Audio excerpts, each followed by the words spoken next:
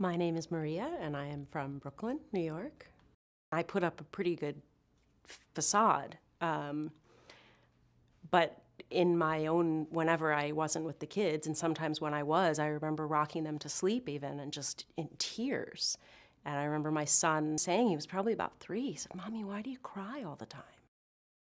There were days where I would put the kids in their crib at 5 p.m. and not get them until 7 a.m. the next day. And most of that time, if I wasn't crying, I was trying to sleep. But I've never been so lonely in my whole life. And I think that you pair that with exhaustion and this indescribable, it's not even so much stress, it's just this feeling like you're a failure, but not even being able to articulate it because I was so sad.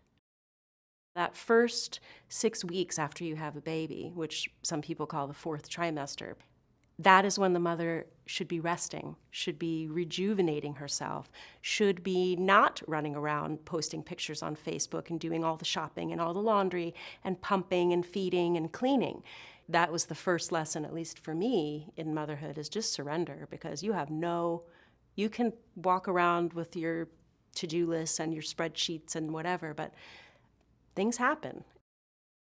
Postpartum depression is the #1 complication during childbirth and pregnancy, but it is also the least diagnosed.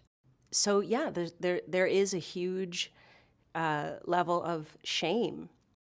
Once I sat and met with the reproductive psychiatrist, there really wasn't too much of a conversation other than her recognizing very quickly, this is what's going on.